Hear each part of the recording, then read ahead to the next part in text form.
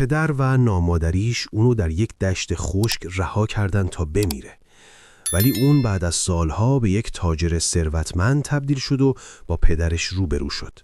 در روزگاری که بادهای تند کوهستان تنها هم سخن مردمان روستایی دور افتاده بود، هارون در کلبه‌ای کوچک که دیوارهایش بوی کاهگل و هیزم سوخته میداد، روزگار می‌گذرانید.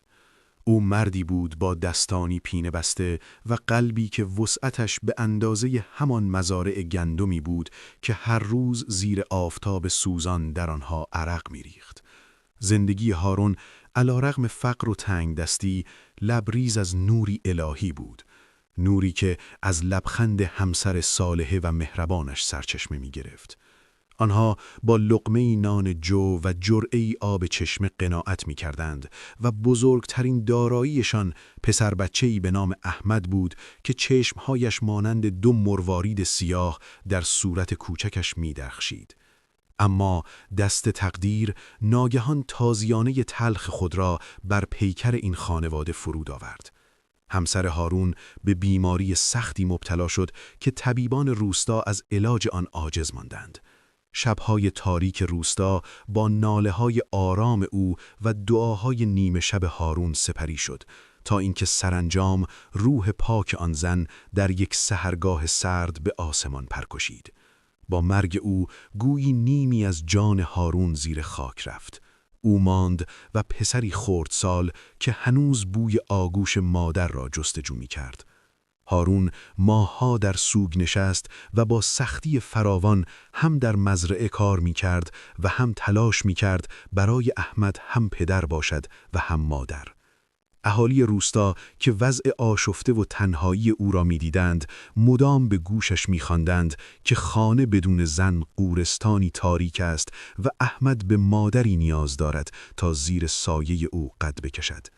هارون که در برابر فشارهای زندگی و تنهایی طاقتش تاق شده بود، سرانجام به پیشنهاد یکی از بزرگان دهکده تن داد و با زنی به نام اسما ازدواج کرد. اسما در روزهای نخست نقاب مهربانی بر چهره داشت، لبخند میزد و به نظر می رسید که برای احمد مادری دلسوز خواهد بود. اما این آرامش تنها آرامش پیش از طوفان بود.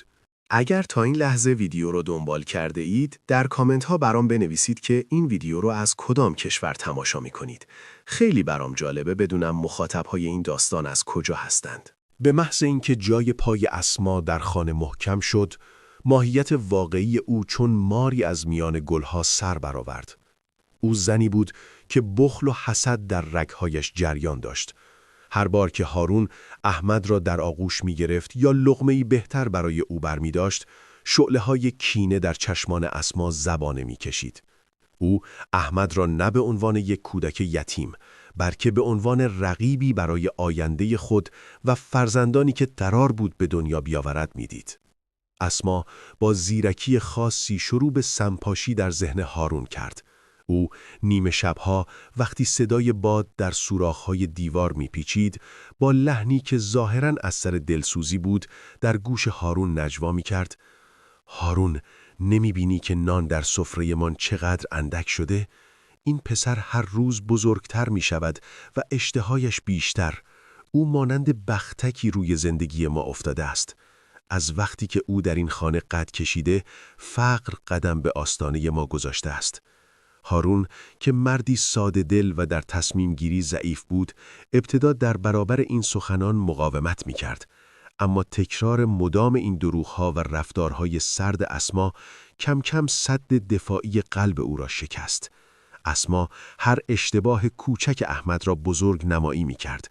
اگر کوزه‌ای می شکست یا لباسی پاره می شد، آن را نشانه ای از نحوست احمد می خواند. احمد کوچک که هنوز در سوگ مادر بود، حالا خود را در خانه‌ای می دید که دیوارهایی به جای عشق بوی بیزاری می دادند. او در گوشه تاریک مطبخ می نشست و به جای نوازش نگاه‌های غضب‌آلود نامادری و سکوت تلخ پدر را تماشا می کرد. محبت پدرانه هارون تحت تأثیر جادوی کلمات اسما روز به روز سردتر شد تا جایی که دیگر حتی جرأت نمی کرد در حضور همسرش دستی بر سر پسر یتیمش بکشد.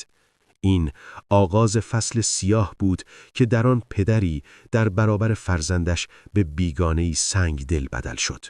با گذشت زمان، فضای کلبه هارون که روزگاری لبریز از بوی نان تازه و صدای خنده‌های کودکانه بود، به زندانی سرد و بیروح برای احمد تبدیل شد.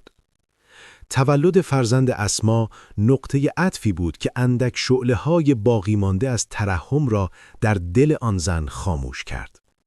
اکنون که او صاحب فرزندی از خون خودش شده بود، وجود احمد را نه تنها یک نانخور اضافی، بلکه سدی محکم در برابر میراث و آینده پسرش می‌دید. اسما با هر بار نگریستن به احمد گویی دشمنی دیرینه را می‌دید که باید از میان برداشته شود. او با مهارتی شیطانی نقشه‌ای را طراحی کرد تا احمد را از چشم پدر بیاندازد و او را به حاشیه براند. احمد که حالا کودکی نحیف با چشم‌هایی غمبار بود، به خدمتکار بیمزد و منت خانه بدل گشته بود. او قبل از سپید دم بیدار میشد، پاهایش در سرمای گزنده زمستان روی زمین یخزده میلرزید و مجبور بود سطل‌های سنگین آب را از چشمه‌ای دوردست به خانه بیاورد. دستان کوچکش که باید مداد یا اسباب بازی‌های ساده را لمس می‌کرد، از حمل هیزم‌های زمخت زخم شده بود. اسما با سنگ دلی تمام کمترین مقدار غذا را به او میداد. غالباً تکه‌ای نان خشک و کپک زده که احمد آن را با اشک چشمانش نرم می‌کرد و می‌خورد. اگر احمد از خستگی لحظه‌ای در گوشه‌ای می‌آرامید، تازیانه زبان اسما و گاه ضربات دستان سنگدل او امانش را می‌برید. در این میان هارون شاهد تمام این ستم‌ها بود، اما گویی جادویی سیاه بر قلب و زبانش قفل زده بود.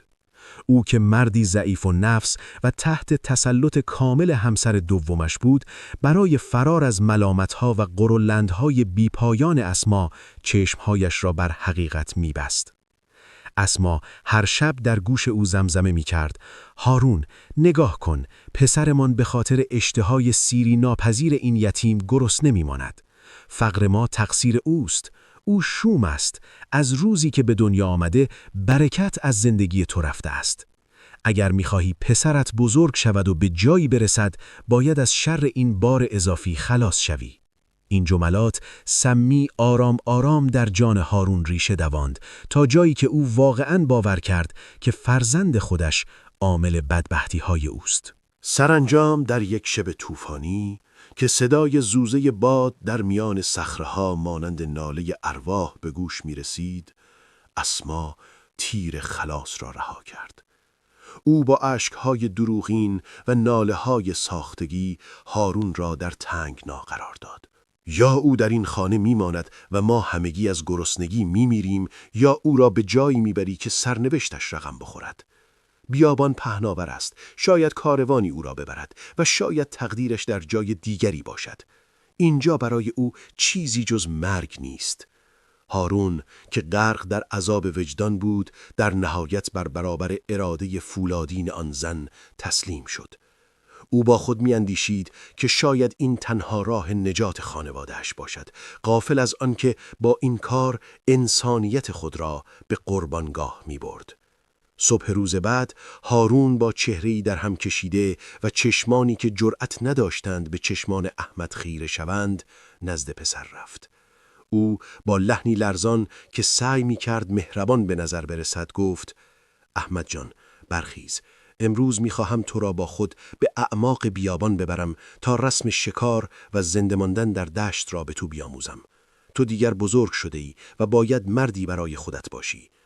احمد که تشنه ذره‌ای توجه و محبت از جانب پدر بود، با خوشحالی زائد الوصفی برخاست. او فکر می‌کرد که پدرش بالاخره او را بخشیده و می‌خواهد دوباره مانند گذشته با او وقت بگذراند. او با دستان لرزان بخچه کوچکی را بست و در حالی که لبخندی معصومانه بر لب داشت به دنبال پدر راهی شد.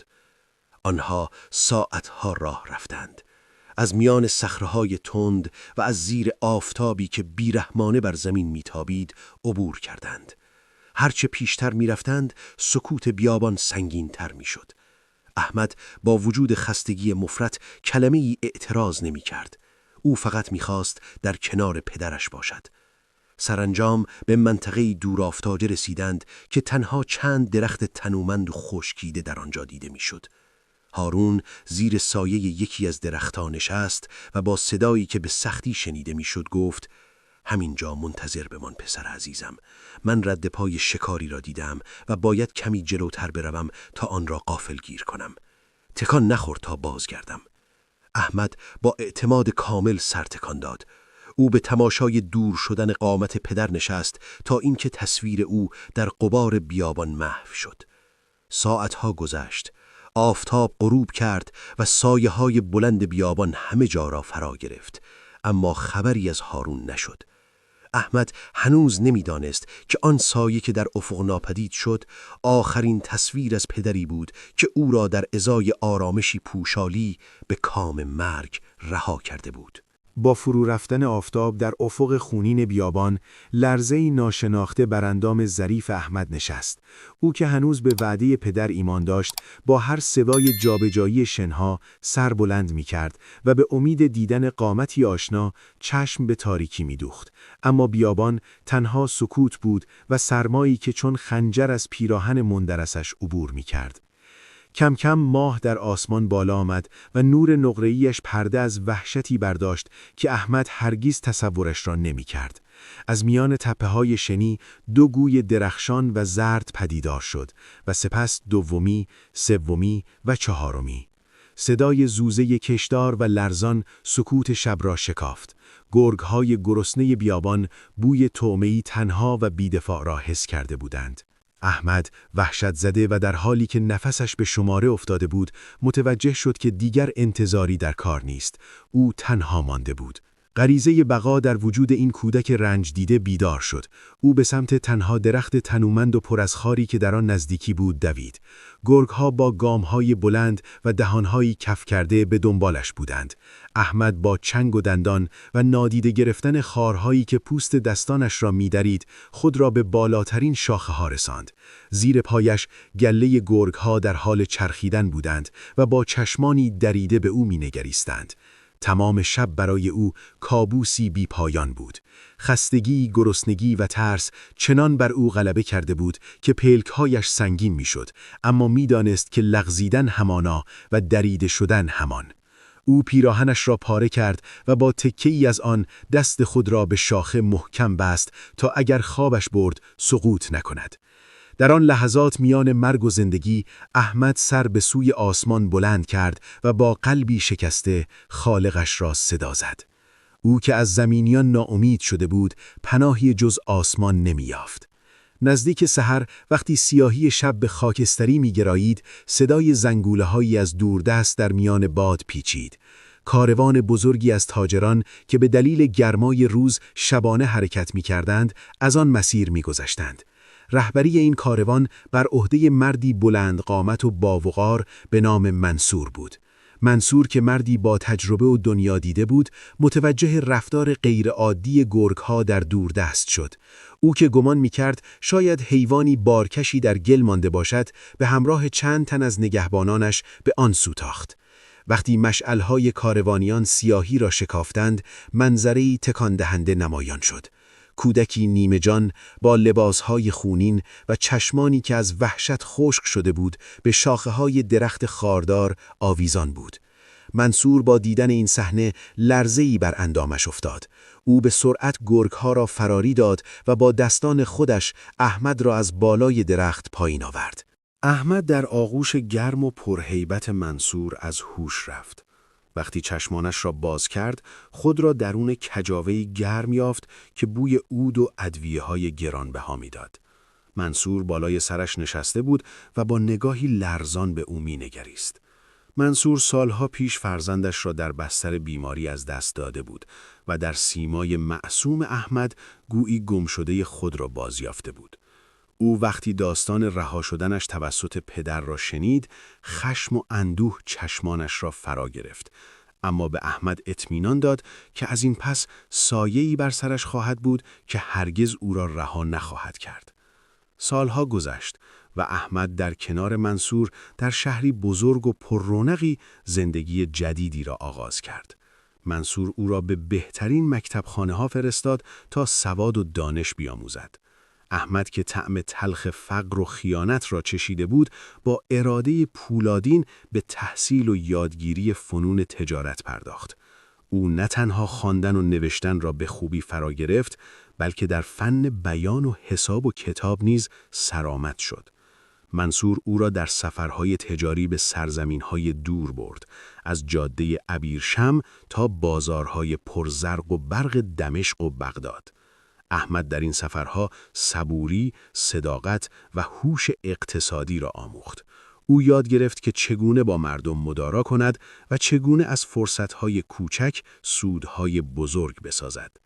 در سن 25 سالگی احمد دیگر آن پسرک نحیف و گریان نبود. او جوانی رشید، خوش سخن و با ذکاوتی خیره کننده شده بود که تاجری کارکشته به شمار می رفت. منصور که حالا پیر و فرتوت شده بود، در حضور بزرگان شهر احمد را به عنوان وارث تمام دارایی‌ها و جانشین خود در تجارتخانه معرفی کرد. منصور با صدایی لرزان گفت: من به تو مال ندادم، بلکه تو با درستکاریت به اموال من برکت دادی. پس از مرگ منصور، احمد با قلبی لبریز از شکرگزاری راه پدرخوانده‌اش را ادامه داد. او کاروانسراهای بزرگی بنا کرد و بخشی از درآمدش را به یتیمان و نیازمندان اختصاص می‌داد، چرا که هرگز شب‌های گرسنگی در کلبه هارون را از یاد نبرده بود. نام او به عنوان تاجر امین در تمام منطقه پیچید، کسی که سخنش سند بود و امضای او اعتبار هر معامله‌ای. اما در اعماق قلبش همیشه حفره‌ای وجود داشت، حفره‌ای که تنها با رویارویی با گذشته‌اش پر می‌شد. غافل از اینکه چرخ روزگار خیلی زود او را با کسانی که رهایش کرده بودند روبرو خواهد کرد. چرخ روزگار بیرحمانه و دقیق میچرخد. سالها از آن شب هولناک گذشت و همانطور که احمد بر قله‌های عزت و ثروت ایستاده بود، سایه شوم بدبختی بر سر خانه هارون سنگینی می‌کرد. گویی خونی که در رگ‌های آن خانه جریان داشت، با رفتن احمد به خشکی گرایید. خشکسالی پیاپی مزارع گندم را به خاکستر تبدیل کرد و طاعونی ناگهانی اندک دامهای آنها را از پای درآورد. اسما که روزگاری با غرور احمد را نانخوری اضافی می‌دانست، اکنون شاهد گرسنگی فرزند خودش بود. فقر چنان چنگال بر گلوی آنها فشرد که مجبور شدند کلبه و زمین‌هایشان را به بهای اندک بفروشند و آواره راه‌ها شوند. هارون پیر و شکسته با کوله‌باری از حسرت و عذاب وجدان، همراه با اسما که حالا زنی رنجور و تکیده بود، به گدایی در شهرهای بیگانه روی آوردند. روزی از روزها آوازه کرم و بخشش تاجری بزرگ در شهر مجاور پیچید که می‌گفتند در خانه اش به روی هیچ نیازمندی بسته نیست. هارون و اسما در میان صفی طولانی از فقرا و درماندگان به امید لقمه نان به سمت عمارت باشکوهی رفتند که دیوارهایش از سنگ مرمر بود و بوی عطر مشک و عود از صحنش به مشام می رسید. آنها در میان هیاهوی جمعیت سر به زیر انداخته بودند و جرأت نمی کردند به اطرافیان نگاه کنند. وقتی نوبت به آنها رسید تا در برابر صاحب عمارت قرار گیرند، احمد در ایوان بلند نشسته بود و بر تقسیم هدایا نظارت می کرد. احمد نگاهی به پیرمردی انداخت که پشتش خمیده بود و لرزش دستانش حکایت از عمری رنج داشت. در کنار او زنی با چهره‌ای درم کشیده و چشمهانی بیفروغ ایستاده بود. قلب احمد ناگهان فرو ریخت. آن چشمهای هراسان و آن گامهای لرزان بیش از حد برایش آشنا بودند. خاطرات هجوم آوردند. بوی کاهگل کلبه، زوزه گرگها و طعم تلخ خیانت. او پدرش را شناخت، مردی که روزی او را به آغوش مرگ سپرده بود. هارون اما تنها جوانی با وقار و ثروتمند را میدید که ردای ابریشمین بر تن داشت و شباهتی به آن کودک یتیم و نحیف نداشت. احمد با صدایی که از هیجان می‌لرزید دستور داد همه را مرخص کنند و تنها آن 2 نفر را به داخل فراخواند. وقتی درهای تالار بسته شد، سکوتی سنگین حاکم گشت. احمد نزدیک رفت و با لحنی که آمیخته ای از درد و شکوه بود گفت: پدر، آیا هنوز به دنبال شکار در بیابان می‌گردی؟ هارون با شنیدن این جمله گویی صاعقه‌ای بر پیکرش فرود آمد. نگاهش را بالا آورد و در عمق چشمهای احمد حقیقتی را دید که سالها از آن گریخته بود. لرزه بر اندامش افتاد و فریادی خفه از گلویش خارج شد. احمد، پسرم، تو زنده ای؟ اسما که تا آن لحظه ساکت بود، از شناخت احمد از وحشت و شرم به زمین افتاد. آنها در برابر شکوه و بزرگی کسی که روزی قصد جانش را کرده بودند، به زانو در آمدند و با حقحق گریه طلب بخشش کردند. هارون با صدایی لرزان گفت: ما مستحق مرگیم، نه بخشش. تاریکی قلبمان تو را به بیابان فرستاد و حالا نور تو چشمهای ما را میزند. لحظه‌ای بحرانی فرا رسید. تمام دردهای سالیان دراز در قلب احمد شعله می‌کشید. او می‌توانست انتقام بگیرد، می‌توانست آنها را به زندان بیندازد یا در همان فقر رهایشان کند. اما او در مکتب منصور و در پناه تقدیر الهی چیزی فراتر از کینه آموخته بود. او به آرامی دست پدر را گرفت و او را از زمین بلند کرد. احمد گفت: آن روز که مرا در بیابان گذاشتی، گمان کردی مرا به دست مرگ می سپاری، اما خدا مرا به آغوش بزرگی سپرد. من انتقام نخواهم گرفت، چرا که عدل الهی خود پاسخ شما را با فقر داده و اکنون زمان رحمت است. احمد برای آنها خانه‌ای در حاشیه شهر فراهم کرد و مستمری ماهیانه‌ای برایشان در نظر گرفت تا هرگز گرسنه نمانند. اما وقتی هارون با چشمهای گریان خواست سر او را ببوسد، احمد با متانت کمی عقب کشید و گفت: من به حکم وظیفه انسانی و دینی به شما نیکی می کنم و نان و سرپناه می دهم، اما انتظار نداشته باشید که آن پیوند قلبی که در بیابان گسست دوباره جوش بخورد. بخشش من برای خدای من است، اما قلب من زخمی است که تنها خدا شفایش می دهد. داستان احمد در تاریخ آن شهر به یادگار ماند. داستانی که به همگان آموخت ظلم شاید مدتی جولان دهد، اما فرجام نیکی آن صابران است. او ثابت کرد که هر کس برای خدا صبر کند، خدا او را از حضیض ذلت به اوج عزت میرساند و بخشش قدرتمندترین سلاحی است که یک انسان میتواند در برابر دشمنانش به کار گیرد. احمد تا پایان عمر به نیکی زیست و نامش به عنوان مردی ماندگار شد که بر تاریکی گذشته‌اش با چراغ کرم و گذشت چیره گشت. اگر تا اینجا همراه این داستان بودی، یعنی چیزی در این قصه تو رو نگه داشته. پس همین حالا لایک کن و سابسکرایب کن، چون داستان‌های بعدی حتی عمیق‌تر و شگفت‌انگیزتر خواهند بود.